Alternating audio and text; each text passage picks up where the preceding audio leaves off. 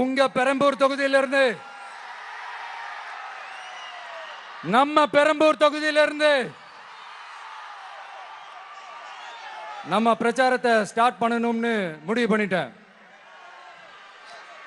வட சென்னையில் ரொம்ப மிகப்பெரிய அடையாளத்தில் ஒன்றா இருக்கிற நம்ம பெரம்பூர் தொகுதியில் நம்ம லூட்ஸ் அன்னை சர்ச் இருக்கிற பிரசன்ன லட்சுமி நரசிம்மர் கோயில் இருக்கிற பல புகழ்பெற்ற மசூதிகள் இருக்கிற இந்த பெரம்பூர் தொகுதியில நம்ம பிரச்சாரத்தை ஸ்டார்ட் பண்றோம்.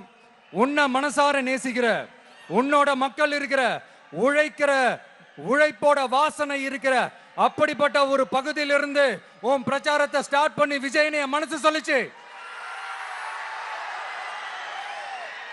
அதனாலதான் நான் இங்க இருந்து ஸ்டார்ட் பண்றேன். என் நெஞ்சில் குடியிருக்கும் பெரம்பூர் தொகுதி மக்களே,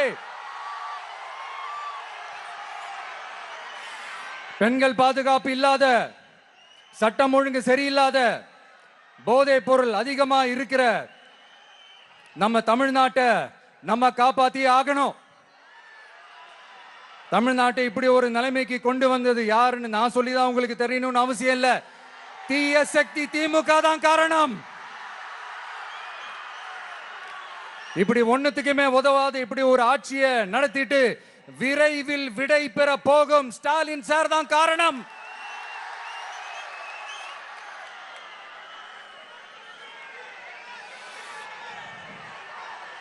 இந்த 5 வருஷத்துல என்ன நடத்தினாங்க? ஆட்சி நடத்தினாங்களா இல்ல வேற ஏதாவது நடத்தினாங்களா? ஒரு சோறு தண்ணி கூட இல்லாம இருந்திரலாம் போல, ஒரு அடிப்படை வசதிகள் கூட இல்லாம எப்படி இருக்கிறது? நம்ம பொம்பளை பிள்ளைங்களா ராத்திரில டாய்லெட் கூட போக முடியல.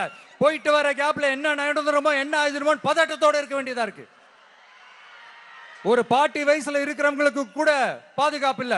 ஒரு டீ கடையில நிம்மதியா டீ குடிக்க முடியல. போதையை போட்டு வந்து எல்லாரும் வெட்டிட்டு போயிடறானுங்க. இதெல்லாம் நாடா இல்ல காடா? இங்க கவர்மெண்ட் ஒண்ணு இருக்குதா இல்லையா?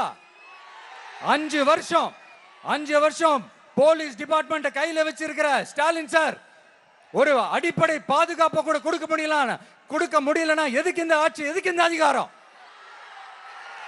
அதனால என்னுடைய அம்மா அக்கா கேக்குறேன், இந்த தீய சக்தி திமுக ஆட்சியில குழந்தைகளுக்கு பாதுகாப்பு இருக்கா? இந்த தீய சக்தி திமுக ஆட்சியில நீங்க நிம்மதியா இருந்தீங்களா?